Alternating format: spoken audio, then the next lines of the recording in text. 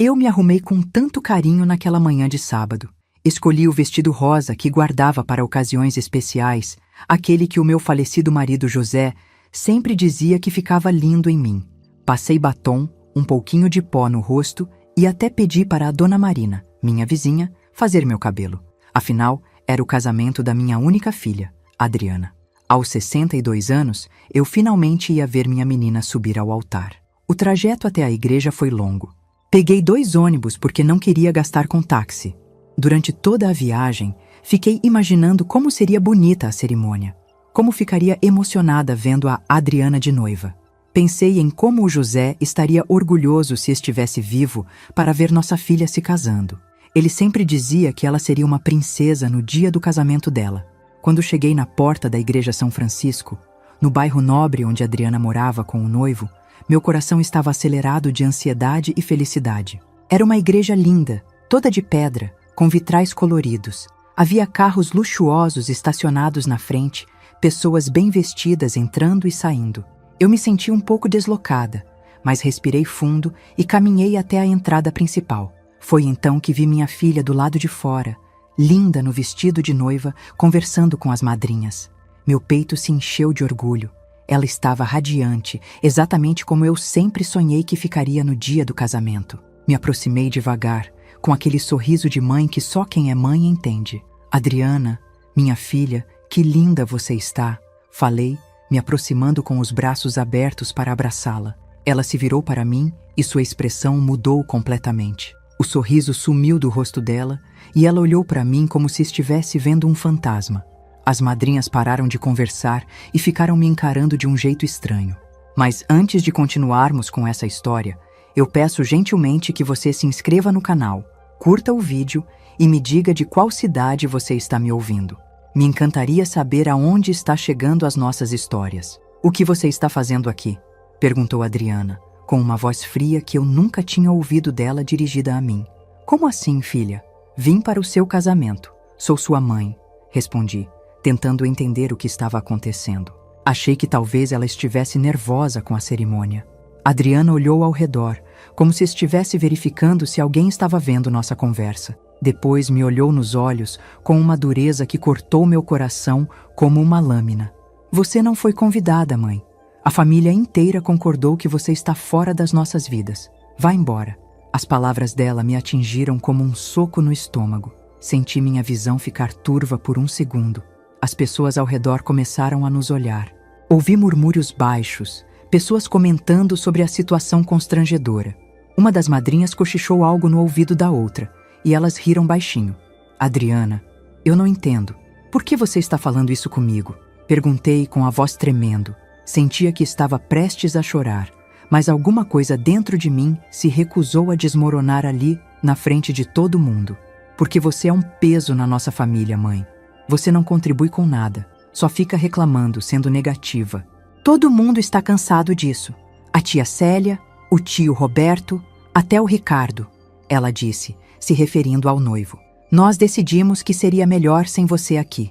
Fiquei ali parada, segurando a bolsa pequena que levava, sentindo o mundo girar ao meu redor. Minha própria filha estava me expulsando do casamento dela. Minha única filha, que eu criei sozinha depois que o pai morreu, estava me dizendo que eu era um peso. Por alguns segundos, pensei em implorar, pensei em chorar, em me ajoelhar ali na frente da igreja e pedir para ela me deixar ficar. Mas algo muito profundo dentro de mim, uma força que eu nem sabia que existia, me fez levantar o queixo. Está bem, filha. Você tem o direito de escolher quem quer na sua vida, disse, com uma calma que me surpreendeu. Só não esqueça de olhar a sua conta bancária quando chegar em casa da lua de mel. Adriana franziu a testa, como se não tivesse entendido o que eu quis dizer. O que tem a conta bancária? Nada demais, filha. Só vai ter uma surpresinha te esperando, respondi, dando um sorriso pequeno e virando as costas. Caminhei até o ponto de ônibus com a cabeça erguida, mesmo sentindo os olhos de todo mundo nas minhas costas. Não corri, não chorei alto, não fiz escândalo, mas cada passo que eu dava doía como se estivesse pisando em cacos de vidro.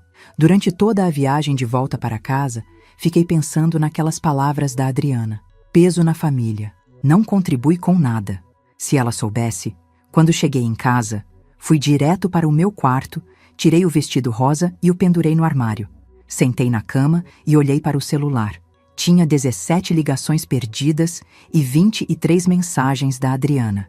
Abri o aplicativo do banco no meu telefone e fui cancelando, uma por uma, todas as transferências automáticas que eu fazia há anos. Débito automático da casa dela. Cancelado. Prestação do carro do genro. Cancelada. Mensalidade da academia da Adriana. Cancelada. Plano de saúde de toda a família dela. Cancelado. Eram 23 transferências diferentes. 23 contas que eu pagava todo mês, há mais de 5 anos, sem que ninguém soubesse que era eu. Quando terminei, desliguei o telefone e fui fazer um chá de camomila. Sentei na varanda da minha casa simples e fiquei olhando o movimento da rua. Era final da tarde de sábado. As crianças brincavam na calçada, os vizinhos regavam as plantas. Pela primeira vez em muito tempo, senti uma coisa estranha. Alívio. Às 9 horas da noite, liguei meu telefone novamente. Tinha 42 ligações perdidas e 56 mensagens de texto. Todas da Adriana, do Ricardo, da minha irmã Célia, do meu cunhado Roberto. As mensagens eram cada vez mais desesperadas. Mãe, o que você fez? Benedita, liga para nós urgente. Mãe, não conseguimos entrar na nossa conta. O que está acontecendo? Benedita, pare com essa brincadeira. Li todas as mensagens, uma por uma, tomando meu chá frio. Então, desliguei o telefone novamente e fui dormir pela primeira vez em anos, sem me preocupar em como ia pagar as contas dos outros no dia seguinte. Na segunda-feira de manhã, quando acordei, sabia que minha vida tinha mudado para sempre. E pela primeira vez em muito tempo, essa mudança parecia ser para melhor. Mas eu ainda não fazia ideia de quão desesperada minha família ia ficar quando descobrisse a verdade completa sobre quem realmente sustentava a vida de todos eles. Preciso voltar um pouco no tempo para explicar como chegou a este ponto. Tudo começou há 10 anos, quando o José morreu. Meu marido trabalhava numa metalúrgica há mais de 20 anos, e quando faleceu, eu fiquei com a aposentadoria dele, minha própria aposentadoria como auxiliar de limpeza da prefeitura, e um dinheiro do seguro de vida. Não era uma fortuna, mas dava para viver dignamente. A Adriana, na época, estava casada há 2 anos com o Ricardo, e eles estavam passando por dificuldades. Ele tinha perdido o emprego numa empresa de contabilidade, e ela ganhava pouco trabalhando numa loja de roupas. Eles moravam de aluguel num apartamento pequeno e sempre reclamavam que não conseguiam sair do lugar. Foi quando eu cometi o que agora percebo ter sido meu primeiro erro. Ofereci ajuda. Filha, que tal se eu der uma força com algumas contas até vocês se ajeitarem? Disse para a Adriana numa tarde de domingo, quando ela veio me visitar. O papai deixou um dinheiro guardado. Posso ajudar vocês. Os olhos dela brilharam. Sério, mãe? Isso seria maravilhoso. A gente está tão apertado. Comecei pagando o aluguel deles por 3 meses. Depois, quando o Ricardo arrumou um novo emprego, pensei que eles iam dispensar minha ajuda. Mas aconteceu o contrário. A Adriana veio com a história de que queriam comprar uma casa própria, mas precisavam provar renda para conseguir financiamento. Mãe, se você pudesse ser nossa avalista e ajudar com a entrada, é só até a gente se organizar melhor. Ela pediu, fazendo aqueles olhos de menina que sempre me derretiam. E eu aceitei. Não só fui avalista, como paguei a entrada inteira da casa deles, R$50 mil. Depois da casa, veio o carro. Mãe, o Ricardo precisa de um carro para trabalhar. Se você pudesse ajudar com o financiamento. E lá fui eu de novo, assinando como avalista.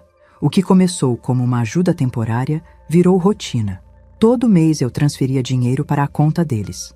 Prestação da casa, prestação do carro, algumas contas de cartão de crédito. Sempre com a promessa de que era temporário, que logo eles iam se virar sozinhos. Mas a coisa foi piorando. Em vez de diminuir, os pedidos aumentaram.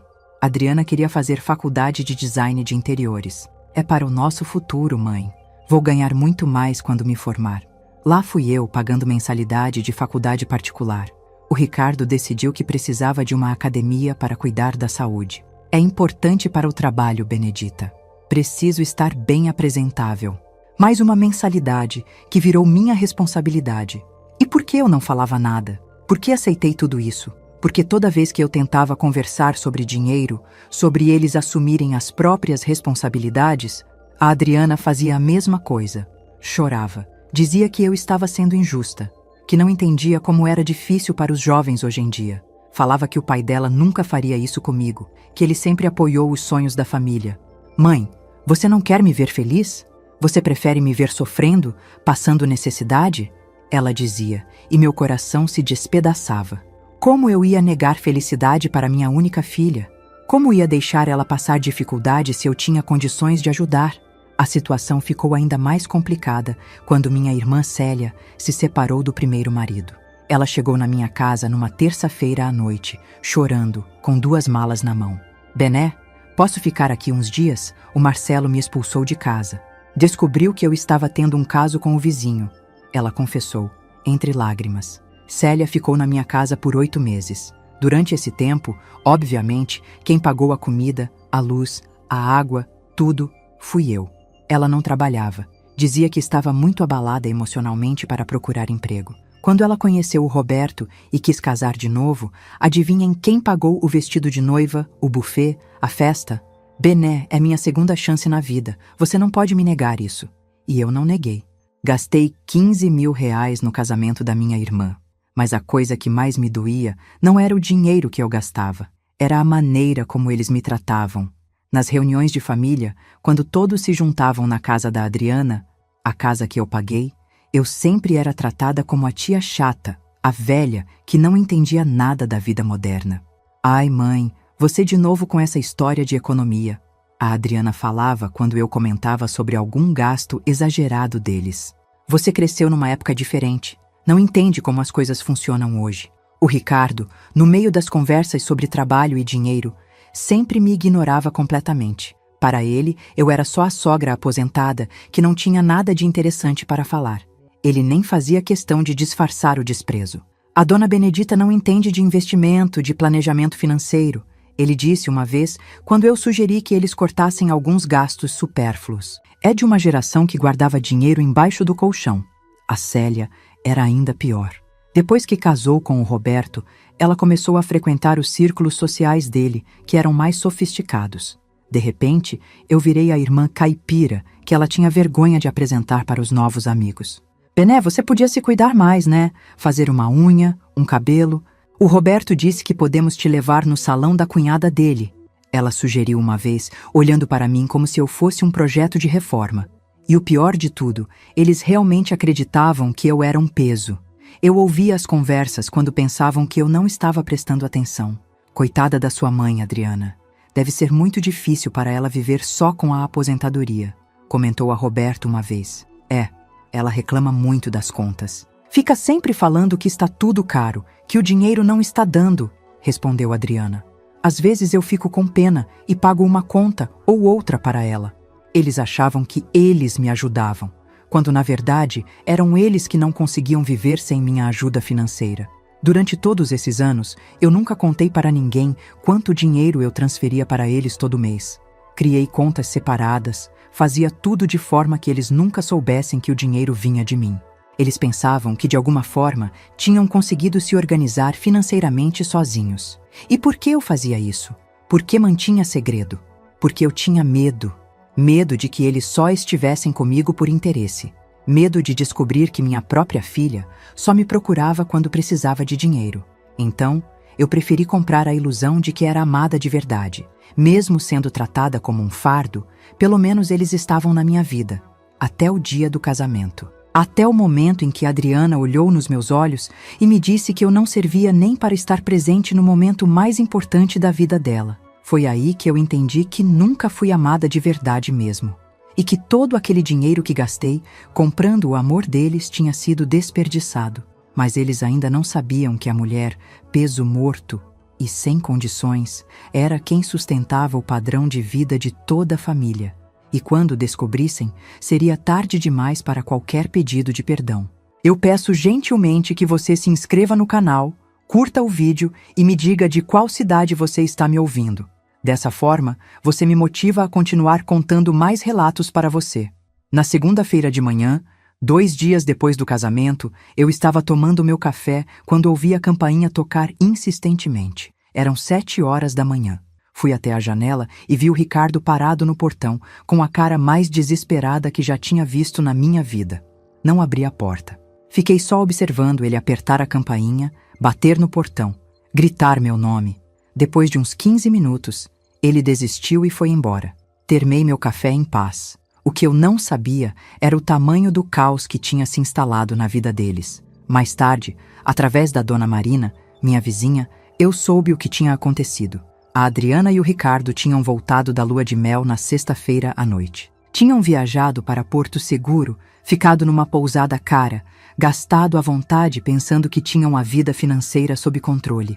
Quando chegaram em casa, encontraram uma pilha de cartas e notificações embaixo da porta. Contas vencidas, avisos de corte de luz, de cancelamento de internet, do plano de saúde. No primeiro momento, eles acharam que era algum engano do sistema bancário. Foi quando a Adriana resolveu conferir as contas online que o desespero real começou. A prestação da casa não tinha sido debitada. O financiamento do carro estava em atraso. O cartão de crédito havia sido bloqueado por falta de pagamento. A mensalidade da academia dela, cancelada. O plano de saúde de toda a família, suspenso. Mas como isso é possível? A Adriana deve ter se perguntado, sentada na frente do computador, conferindo extrato por extrato. Foi aí que ela começou a perceber um padrão. Todas aquelas contas que nunca se preocuparam em pagar diretamente, sempre eram quitadas por transferências que vinham de uma conta que ela não reconhecia.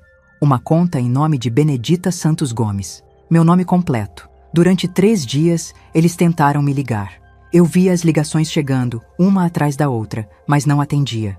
Lia as mensagens, cada vez mais desesperadas, mas não respondia. Mãe, por favor, atende o telefone. Benedita, nós precisamos conversar urgente. Mãe, o que está acontecendo com as contas? Benedita, para com essa birra. Quinta-feira de manhã, a Célia apareceu na minha porta. Estava nervosa, suando, com a roupa amarrotada. Bené, que história é essa? A Adriana está desesperada. Diz que você fez alguma coisa com as contas deles. Ela falou assim que abri a porta. Bom dia para você também, Célia, respondi, cruzando os braços. Não é hora para brincadeira, Bené. O que você fez? Eu não fiz nada demais, só parei de pagar as contas dos outros. Falei com a maior naturalidade do mundo. A cara da Célia foi um espetáculo. Ela ficou alguns segundos me encarando como se estivesse tentando processar o que eu tinha falado. Como assim você pagava as contas deles? Pagava as suas também, Célia. A prestação do apartamento que vocês compraram no ano passado? Sou eu quem paga. O financiamento do carro novo do Roberto? Eu também. O tratamento dentário caro da sua filha? Adivinha quem bancou? Célia se apoiou no batente da porta. A cor sumiu do rosto dela. Isso não é possível, Bené. Você não tem dinheiro para isso tudo. Não tenho? Célia, há quantos anos você acha que eu vivo só com a minha aposentadoria de auxiliar de limpeza? Ela ficou me olhando sem saber o que responder. O José deixou um seguro de vida de R$200 mil quando morreu, mais a aposentadoria dele, que era boa porque ele trabalhou mais de 20 anos na mesma empresa, mais a minha aposentadoria, mais uns investimentos que nós fizemos juntos ao longo dos anos. Você achou que eu vivia de quê, Célia? Minha irmã sentou na mureta do meu portão. Estava claramente em choque. Mas por que você nunca falou nada? Porque vocês nunca perguntaram. Vocês sempre assumiram que eu era uma coitadinha aposentada que vivia no aperto. E era mais cômodo para todo mundo pensar assim. Foi aí que Célia começou a entender a dimensão do problema. Bené, você não pode fazer isso. Nós dependemos dessa ajuda. Depender? Célia, vocês não dependem da minha ajuda. Vocês criaram um padrão de vida baseado na minha ajuda. É diferente. Ela tentou me convencer a voltar atrás, chorou, fez promessas de que iam me tratar melhor, mas eu não cedi. Mandei ela ir embora e disse que não queria mais visita da família. No sábado, uma semana depois do casamento, o desespero deles tinha chegado ao limite. Eu descobri isso porque a Dona Marina veio me contar que tinha visto a Adriana chorando no ponto de ônibus. Ela estava com umas sacolas de compras na mão, mas chorando muito. Perguntei se estava tudo bem, e ela disse que tinha vendido algumas coisas para pagar conta urgente, contou a Dona Marina. Que tipo de coisas? Umas joias, pelo que entendi. Disse que tinha vendido numa dessas lojas que compram ouro. Imagino que foram as joias que eu dei para ela ao longo dos anos. A corrente de ouro que comprei quando ela fez 18 anos. Os brincos que dei quando ela se formou no ensino médio. a pulseira que foi presente de aniversário de casamento, tudo vendido para pagar conta de luz. Durante essa semana, eu também fiquei sabendo de outras coisas. O Roberto teve que pedir dinheiro emprestado para o patrão dele para não perder o carro. A Adriana cancelou a matrícula da academia e estava tentando negociar com a faculdade para não perder as mensalidades em atraso. A Célia teve que vender o carro e voltar a andar de ônibus. O Roberto estava fazendo bico de motorista de aplicativo nos fins de semana para complementar a renda. Em uma semana, o padrão de vida que eles levavam há anos desmoronou completamente. E eu, pela primeira vez em 10 anos, olhei meu extrato bancário e vi dinheiro sobrando no final do mês. Dinheiro que eu podia gastar comigo mesma, nas minhas próprias vontades. Comprei roupas novas, fui ao cabeleireiro, marquei consulta no dentista para fazer aquele tratamento que vinha adiando há 2 anos, porque estava gastando tudo com os outros. Terça-feira da semana seguinte, 15 dias após o casamento, eles apareceram na minha porta. Todos juntos. Adriana, Ricardo, Célia e Roberto. Pareciam uma delegação de desesperados. A Adriana estava com os olhos inchados de tanto chorar. O Ricardo parecia ter perdido peso. A Célia estava com uma roupa que eu reconheci.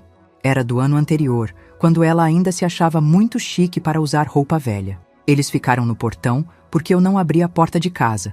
"Mãe, nós precisamos conversar", disse a Adriana, com uma voz humilde que há muito tempo eu não ouvia dela.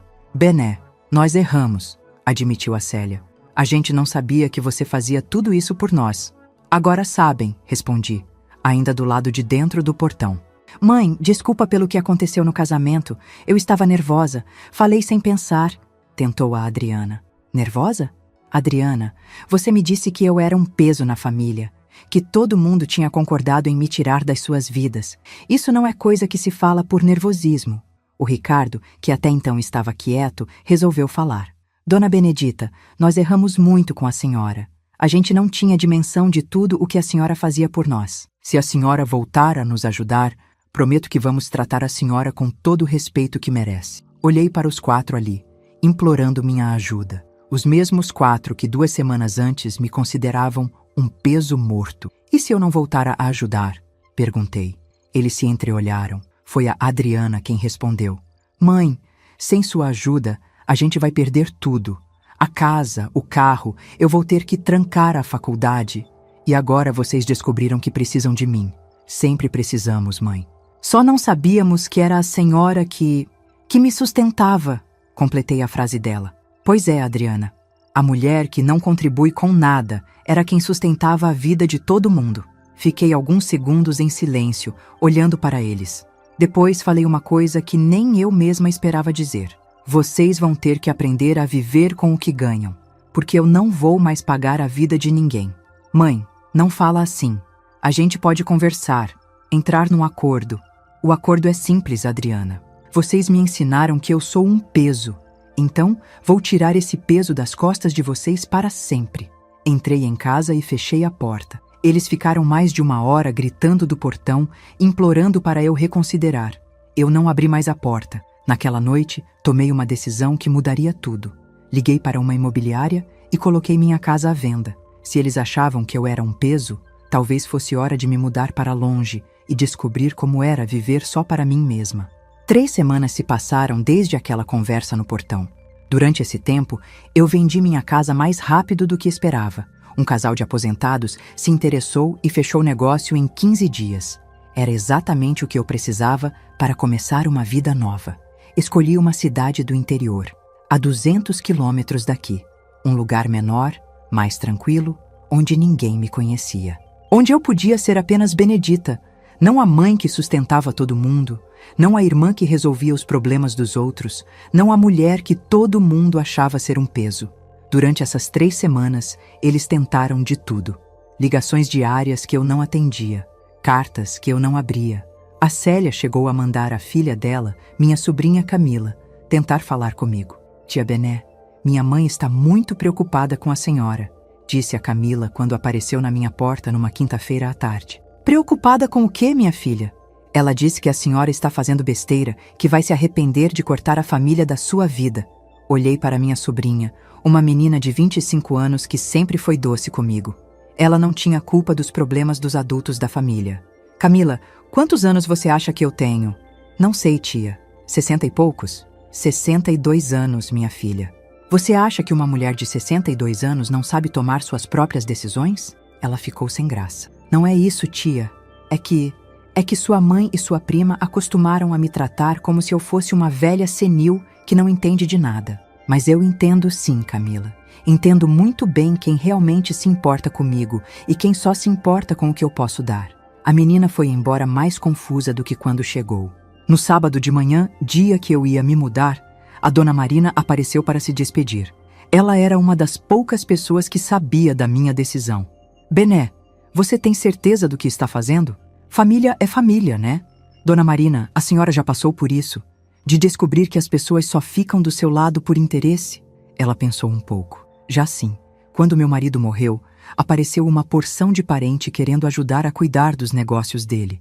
Depois descobri que só queriam me roubar. E a senhora ficou com pena deles? Não, mandei todos para longe e vivi muito melhor sozinha. Então a senhora entende por que estou fazendo isso. A dona Marina concordou com a cabeça. Só me promete uma coisa, Bené. Se precisar de alguma coisa, me liga. Vou sentir falta de ter uma amiga de verdade aqui. Foi uma das poucas vezes em semanas que senti vontade de chorar. Mas não era de tristeza. Era de alívio por descobrir que ainda existiam pessoas que se importavam comigo de verdade. O caminhão de mudança chegou às 9 horas. Eu tinha vendido quase tudo. Levei apenas roupas, alguns objetos pessoais e as fotos do José. O resto doei para uma instituição de caridade. Às 11 horas, quando o caminhão estava terminando de carregar, eles apareceram. Adriana, Ricardo, Célia e Roberto vieram correndo pela rua quando viram a movimentação. A cara de desespero deles era indescritível. Mãe, o que é isso? Você está se mudando? Gritou a Adriana ainda de longe. Por que você não falou nada? Disse a Célia, ofegante de tanto correr.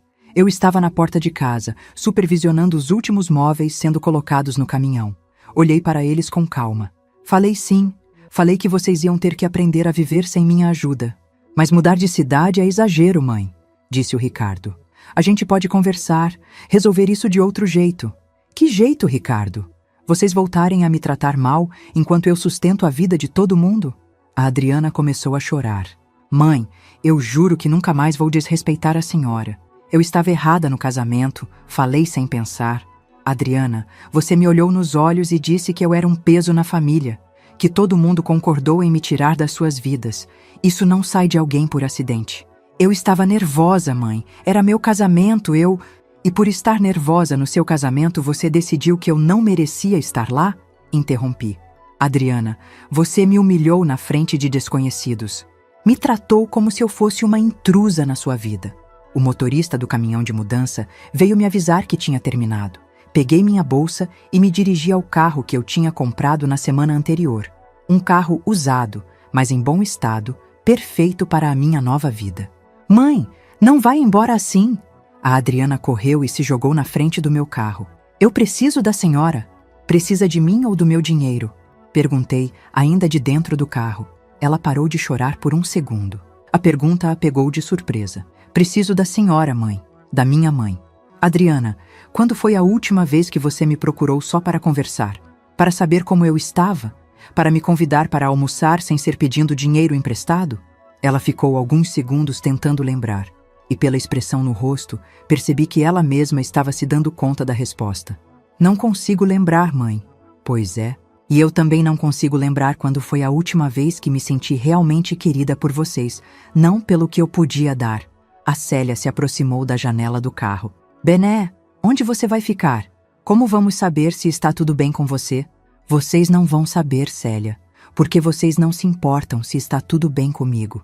Vocês se importam se está tudo bem com as contas que eu pago. Não é verdade, protestou a Adriana. Não? Então me responde uma coisa.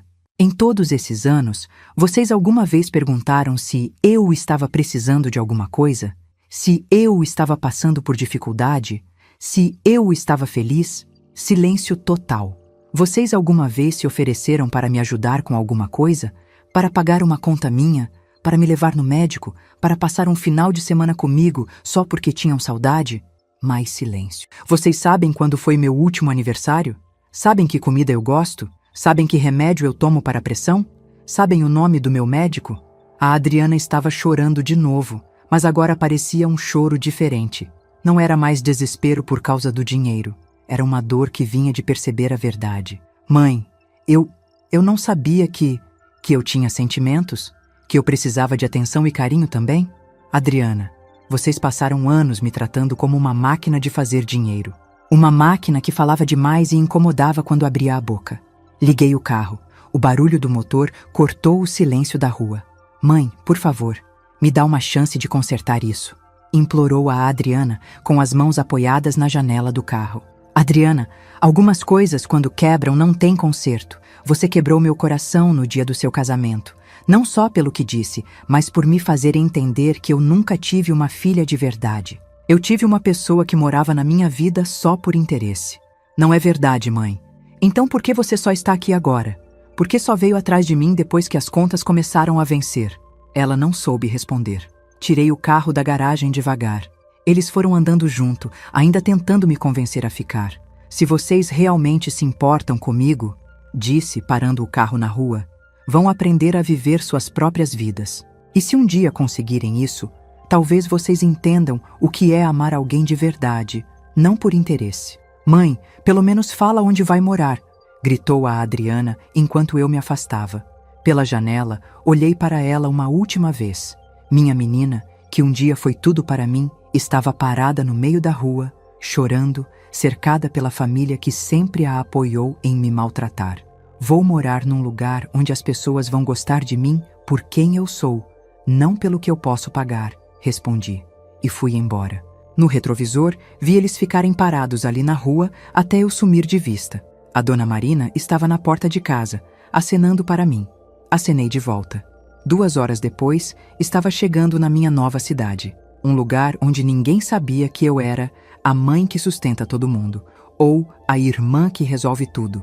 Onde eu podia descobrir quem era Benedita quando ninguém precisava dela para nada. Pela primeira vez em muitos anos, estava ansiosa para descobrir quem eu realmente era quando não estava cuidando da vida dos outros. 3 meses se passaram desde que me mudei para Águas Claras, uma cidadezinha no interior que escolhi porque tinha uma biblioteca municipal bem movimentada. Sempre gostei de ler, mas nunca tinha tempo quando estava sustentando a vida de todo mundo. Agora, pela primeira vez em anos, podia fazer o que realmente gostava. A bibliotecária-chefe, Dona Rosa, uma senhora de 70 anos com energia de gente jovem, me convidou para ser voluntária logo na primeira semana. Benedita, a gente precisa de alguém para organizar as atividades com os idosos. Você tem jeito para isso, ela disse, depois de me ver ajudando um senhor a encontrar uns livros sobre jardinagem. Aceitei na hora. Finalmente tinha algo para fazer que me dava prazer, não obrigação.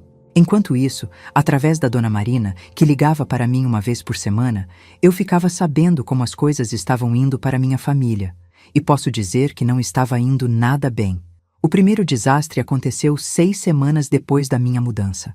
A Adriana e o Ricardo perderam a casa. Bené, você precisa ver o estado em que eles ficaram, contou a Dona Marina numa ligação de terça-feira. A Adriana estava chorando na frente da casa, vendo os homens do banco carregarem os móveis. Senti uma pontada no coração quando ouvi isso. Por mais que eles tivessem me machucado, ver minha filha passando por isso não era fácil. Mas eu não podia esquecer que essa situação existia porque eles nunca se preocuparam em pagar as próprias contas. E onde eles foram morar? Perguntei. Foram para a casa da mãe do Ricardo, lá no Jardim América. Você conhece a Dona Ivone, né? Ela não está muito feliz com a situação. Conhecia sim. A Dona Ivone sempre deixou claro que achava a Adriana interesseira e que o filho tinha feito uma má escolha casando com ela. Imagino como deve estar sendo dividir teto com a sogra que nunca gostou dela. Uma semana depois, soube que o Ricardo tinha perdido o emprego. Parece que ele andava muito estressado no trabalho, chegando atrasado, não conseguia se concentrar. O chefe mandou ele embora, me contou a Dona Marina. Não me surpreendeu. Quando a vida financeira desmorona, o trabalho é uma das primeiras coisas que sofrem.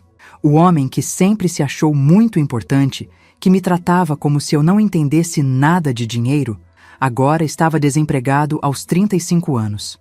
A Célia também não estava em situação melhor. O Roberto teve que vender o apartamento que compraram no ano passado e eles se mudaram para um lugar bem menor, numa parte da cidade que ela sempre disse que era muito simples para o padrão dela. A Célia está trabalhando numa loja de roupas no centro, disse a dona Marina. Primeira vez que vejo ela trabalhando em anos. Isso me deu uma satisfação estranha. Minha irmã, que passou os últimos anos se achando uma madame, agora estava atrás de um balcão vendendo roupa para outros. Não era maldade minha, era justiça. Ela finalmente estava aprendendo o valor do trabalho. E enquanto eles enfrentavam essa queda livre, eu estava descobrindo uma versão de mim mesma que não conhecia há anos. Na biblioteca, eu organizava oficinas de leitura para os idosos da cidade.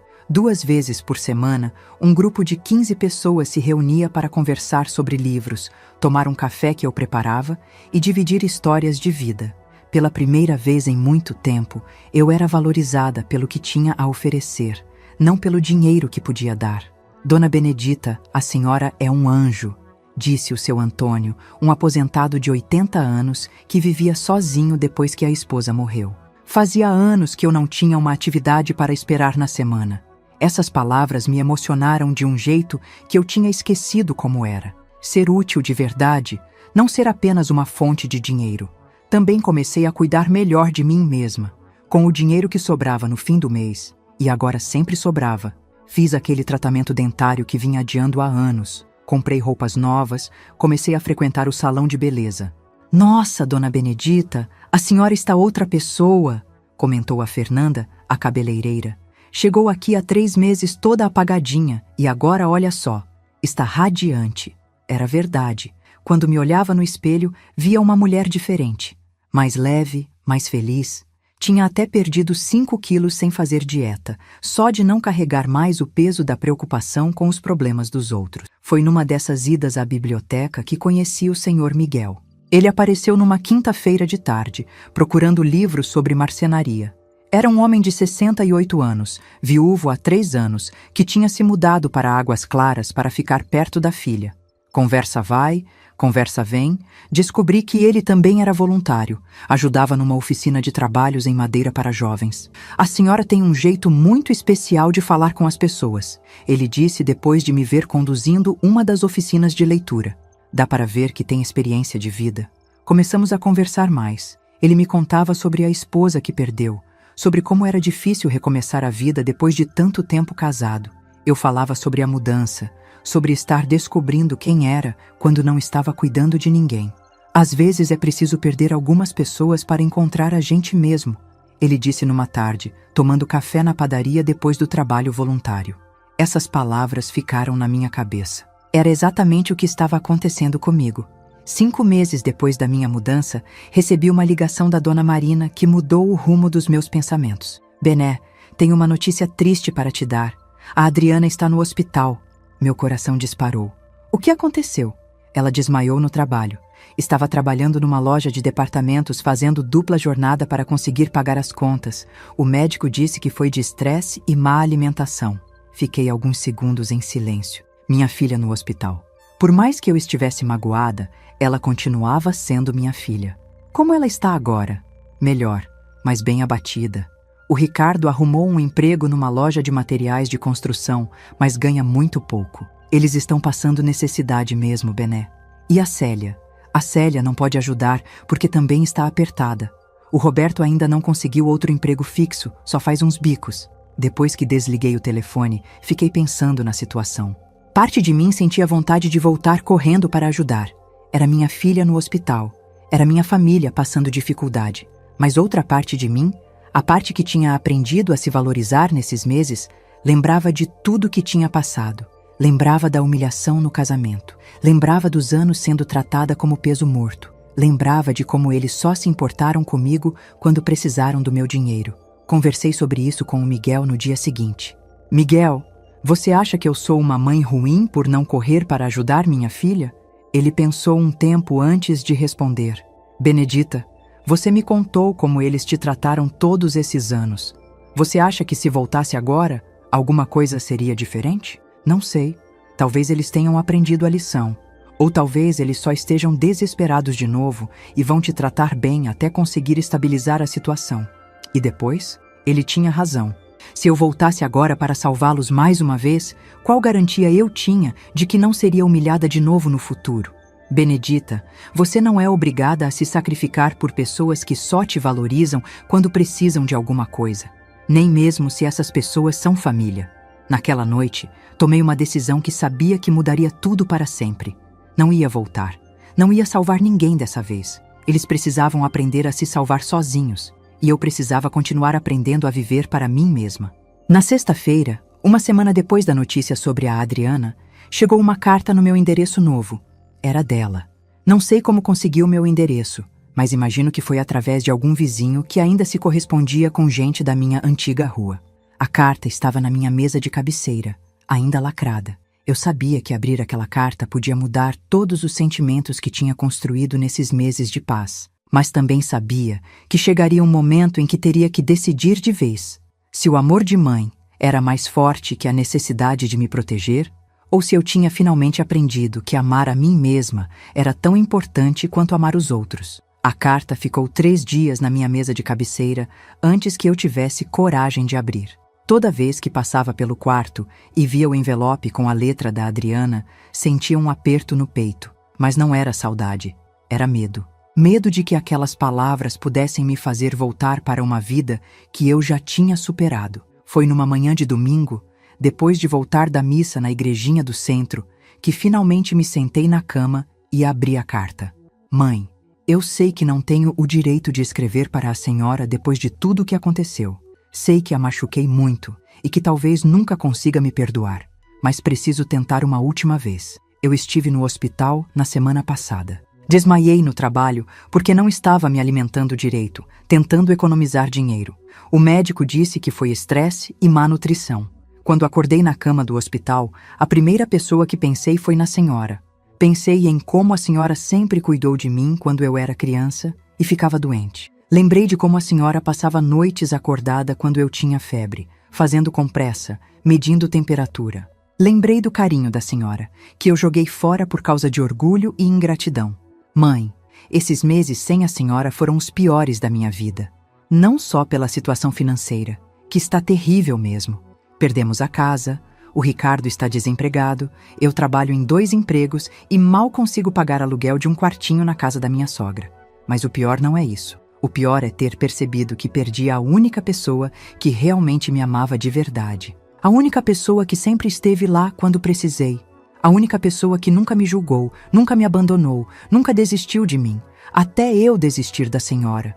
Mãe, eu sei que não mereço perdão. Sei que fui uma filha terrível. Sei que a tratei como se fosse um peso, quando na verdade a senhora era meu porto seguro. Sei que a humilhei no meu casamento de um jeito que nunca deveria ter feito. Mas queria que a senhora soubesse que não passa um dia sem que eu me arrependa daquelas palavras. Não passa uma noite sem que eu chore lembrando da cara da senhora quando eu disse aquelas coisas horríveis. Eu entendo se a senhora não quiser me perdoar. Entendo se decidiu que é melhor viver longe de mim. Mas precisava dizer que sinto falta da minha mãe. Sinto falta das nossas conversas, dos seus conselhos, do seu abraço. Sinto falta de ser sua filha. Se houver uma chance, uma única chance de consertarmos nossa relação, eu prometo que vou fazer diferente. Prometo que vou valorizar a senhora, que vou cuidar da senhora como a senhora sempre cuidou de mim. Prometo que vou ser a filha que a senhora merece. Por favor, mãe, me dá mais uma chance. Com amor e arrependimento, sua filha Adriana. PS. A tia Célia também quer muito pedir desculpas. Ela chora quase todo dia falando que perdeu a irmã mais importante da vida dela. Terminei de ler a carta e fiquei alguns minutos olhando pela janela do quarto. Lá fora, a rua estava movimentada. Crianças brincavam na calçada, vizinhos conversavam nos portões. Era uma cena de paz que eu tinha aprendido a valorizar. Senti lágrimas nos olhos. Não posso negar que as palavras da Adriana me emocionaram. Era a primeira vez em anos que ela falava comigo como filha, não como alguém pedindo dinheiro emprestado. Mas também sabia que as pessoas falam muitas coisas quando estão desesperadas. E eu tinha aprendido, da forma mais dolorosa possível, a diferença entre palavras bonitas e mudança verdadeira. Guardei a carta na gaveta da cômoda e fui preparar meu almoço. Tinha convidado o Miguel para comer comigo. Era algo que fazíamos aos domingos, turnando entre a minha casa e a dele. Como está se sentindo depois de ler a carta? Perguntou Miguel quando eu contei para ele sobre o que tinha recebido. Confusa, triste, mas também aliviada, respondi, servindo o ensopado que tinha preparado. Aliviada? Por perceber que não sinto mais vontade de largar tudo e correr para salvá-los. Alguns meses atrás, eu teria feito as malas na mesma hora. Miguel sorriu. Isso significa que você está realmente mudada. Acho que sim. Esses meses aqui me ensinaram que eu posso ser feliz sem carregar o mundo nas costas. Era verdade. Minha nova rotina em Águas Claras tinha me dado uma paz que eu não sentia há anos. Acordava quando queria, tomava café da manhã sem pressa, ia para a biblioteca fazer meu trabalho voluntário, almoçava com as amigas que fiz no grupo da terceira idade, à tarde lia ou assistia televisão. E tinha o Miguel.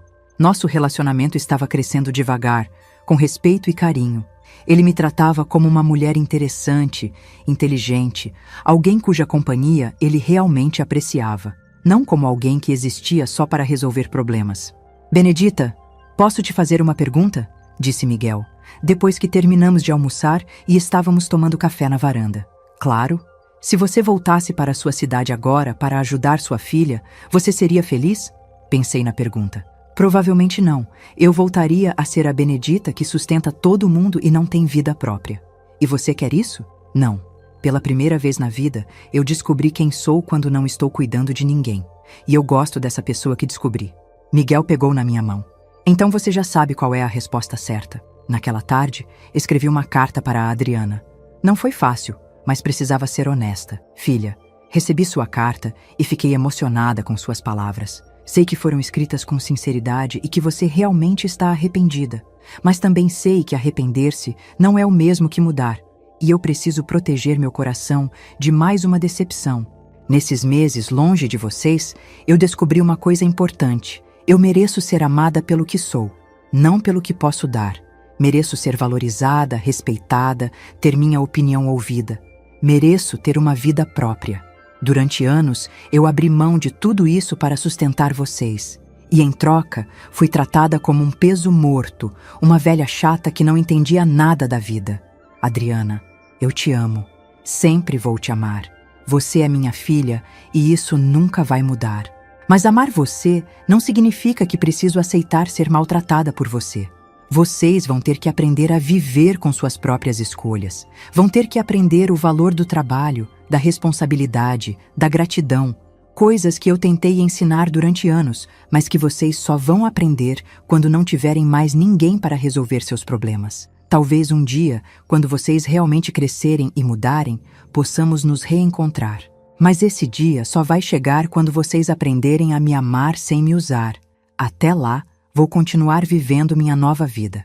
Uma vida onde sou valorizada, onde tenho amigas verdadeiras, onde acordo todo dia sem me preocupar em sustentar pessoas que não me respeitam. Uma vida onde finalmente sou feliz. Cuide-se, filha, e aprenda a cuidar da sua própria vida. Com amor, mas também com limites. Sua mãe Benedita. Postei a carta na segunda-feira de manhã. Quando voltei para casa, encontrei o Miguel me esperando com um buquê de flores do jardim dele. Para comemorar sua coragem, disse ele, me dando um beijo no rosto. Coragem? De escolher sua própria felicidade. 2 meses depois, Miguel me pediu em namoro oficialmente. Benedita, você quer namorar comigo? Daquele jeito antigo, com respeito, com carinho, construindo algo bonito junto? Eu disse que sim. Pela primeira vez na vida, estava num relacionamento onde me sentia verdadeiramente querida. Hoje, 1 ano depois da minha mudança para Águas Claras, posso dizer que sou uma mulher realizada. Trabalho como coordenadora das atividades da terceira idade na biblioteca, tenho amigas que se importam comigo de verdade, namoro um homem que me trata como rainha. Perdi 15 quilos, meu cabelo está sempre arrumado, uso roupas bonitas. Quando me olho no espelho, vejo uma mulher que gosta de si mesma. Às vezes, recebo notícias da minha antiga vida através da Dona Marina. Soube que a Adriana e o Ricardo conseguiram se estabilizar financeiramente. Estão alugando um apartamento pequeno, mas já não dependem da sogra. A Célia arrumou um emprego melhor e está aprendendo a viver com menos luxo. Fico feliz em saber que eles estão se virando sozinhos. Era isso que precisavam aprender. Nunca mais tentaram entrar em contato comigo depois da minha última carta. Talvez tenham entendido que algumas pontes, quando queimadas por crueldade, não podem ser reconstruídas apenas com arrependimento. Ou talvez tenham percebido que eu não sou mais aquela Benedita que aceitava qualquer migalha de afeto em troca de sustentá-los. Sou uma Benedita nova, uma Benedita que descobriu seu próprio valor, uma Benedita que aprendeu que amar os outros começa por amar a si mesma. E essa Benedita é feliz. Hoje de manhã, o Miguel me disse uma coisa que resumiu perfeitamente como me sinto. Benedita, você floresceu. É verdade. Aos 63 anos, finalmente floresci. E pretendo continuar florescendo, plantada no solo da minha própria felicidade, regada pelo carinho de pessoas que me amam de verdade. Algumas histórias de família não têm final feliz para todos, mas às vezes, para que uma pessoa seja feliz, é preciso ter coragem de deixar outras pessoas aprenderem a crescer sozinhas. E às vezes, descobrir isso é o maior presente que a vida pode nos dar. Muito obrigado de coração por você me ouvir até aqui. Quero te convidar a fazer parte da nossa família e acompanhar as próximas histórias. Inscreva-se no canal, curta o vídeo e me diga de qual cidade você está me ouvindo. Transparência sobre o conteúdo. Os vídeos apresentam narrativas 100% fictícias, criadas somente para fins de entretenimento, reflexão moral e educacional, com o objetivo de transmitir lições de vida, valores humanos e familiares. Trata-se de uma produção original da equipe humanizada. Todos os nomes, personagens, lugares, eventos e conflitos são fictícios, e qualquer semelhança com pessoas ou fatos reais é mera coincidência. O material visual consiste em dramatizações ilustrativas. Este conteúdo não constitui aconselhamento jurídico, financeiro, psicológico ou profissional. As ações mostradas fazem parte apenas da narrativa. Recursos de inteligência artificial são utilizados somente como apoio na criação de elementos visuais e sonoros. Todo o processo criativo é feito manualmente.